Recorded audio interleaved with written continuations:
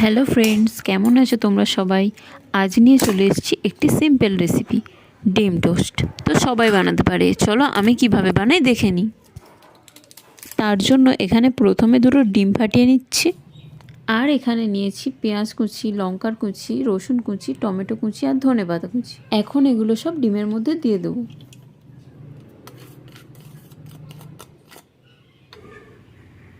এবার এতে দিয়ে দিচ্ছি স্বাদ মতো লবণ, গোলমরিচ গুঁড়ো আর হলুদ গুঁড়ো। এবার ডিমটা ভালো করে ফেটিয়ে নেব।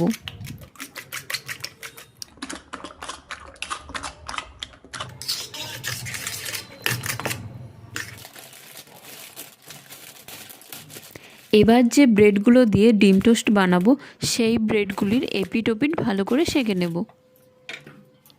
তো বন্ধুরা, আমার এই ভিডিওগুলো যদি ভালো লেগে থাকে তাহলে আমার চ্যানেলটাকে সাবস্ক্রাইব করে দেবেন আর লাইক কমেন্ট শেয়ার করবেন। তো আমার ব্রেডগুলো ভালো করে সেঁকা হয়ে গেছে, এগুলো এবার তুলে নিয়ে ঝটপট ডিম টোস্টটা বানিয়ে নিই।